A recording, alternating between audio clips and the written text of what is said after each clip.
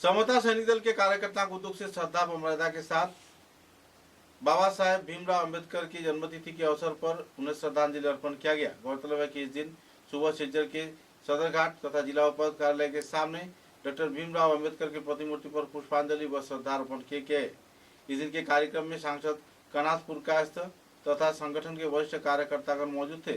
कार्यक्रम को लेकर बीजेपी तपस्वी जाति मोर्चा के कार्यकर्तागण भी मौजूद रहे और लोगों में खुशी की माहौल देखने को मिली। इस दिन के इस कार्यक्रम में डॉक्टर बाबा साहेब भीमराव अम्बेडकर के जीवनादर्श पर कई वक्ताओं ने आलोकपात किया। कार्यक्रम में सिज्जर के विधायक पद के उम्मीदवार राजीव रॉय तथा धोलाई विधानसभा केंद्र के जाने माने व्यक्तित्व ध्रुवज्योति पुरकायस्थ, जो कि धोलाई विधानसभा केंद्र में भाजपा पद के उम्मीदवार हैं, शामिल थे। इसके अलावा कई दूसरे हस्तीगण भी कार्यक्रम में मौजूद रहकर कार्यक्रम को चार चांद लगाया।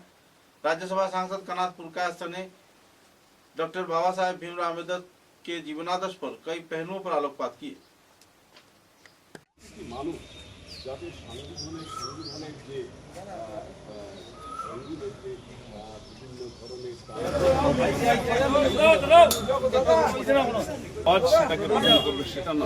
ওদিকে দেখুন দাদা, জাতি জনগোষ্ঠী প্রত্যেকজন মানুষের আমাদের নাগরিক রয়েছে, প্রত্যেকের সেই দায়িত্ব রয়েছে যে আম্বেদকরের যে চিন্তাধারা, যে আম্বেদকরের যেভাবে উনি ভারতবর্ষের সামাজিক ব্যবস্থাকে গড়ার জন্য উনি জীবনকে উৎসর্গিত করেছেন, সেদিকে আমরা পরিচালিত হয়ে আমরা যেভাবে ভারতবর্ষে এই আজকের দিনে গণ্ডির মধ্যে থেকে বের করে জীবনী। এবার আমি অনুরোধ করব যে স্রোত সাংসদ রায় মহাশয়কে ওনার আমি আজকের দিনে আবারও সবাইকে আন্তরিক নমস্কার শুভেচ্ছা যারা মণ্ডলীরা আমরা বাবা সাহেব বলে চিহ্নিত করি কিংবা ডাকি, ওনার চরণে আমার প্রণাম নিবেদন করে আমি দু চারটা কথা বলবো। আজকে খুব লম্বা ভাষণ দেওয়ার সময় না, আজকে আমরা শ্রদ্ধাঞ্জলি নিবেদন করব যিনি সামাজিক সমরসতা এবং সংবিধানের প্রণেতা হিসাবে আমাদের সমাজের মধ্যে প্রতিষ্ঠিত হয়েছে।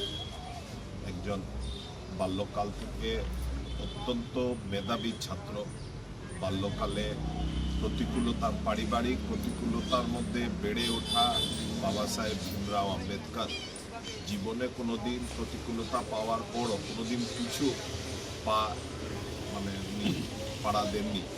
উনি জীবনের প্রত্যেকটি দিনকে চ্যালেঞ্জ হিসাবে নিয়ে তৎকালীন ভারতবর্ষের ব্রিটিশ সাম্রাজ্যবাদের ভারতবর্ষে উনি প্রথম ভারতীয় ছিলেন যিনি 7 সমুদ্র 13 নদী পার হয়ে গিয়ে যে তৎকালীন যে ব্রিটিশ পড়াশোনার সিস্টেম ছিল, সেই পড়াশোনার সিস্টেম ব্রিটিশদের সঙ্গে লড়াই করে, ব্রিটিশদের সঙ্গে প্রতিদ্বন্দ্বিতা করে তৎকালীন সময়ে লতে পৃথিবীর মধ্যে যত রকম ডিগ্রি ছিল সব ডিগ্রি উনি আরোহণ করেছিলেন এবং বিএসসি অবধি উনি পেয়েছিলেন।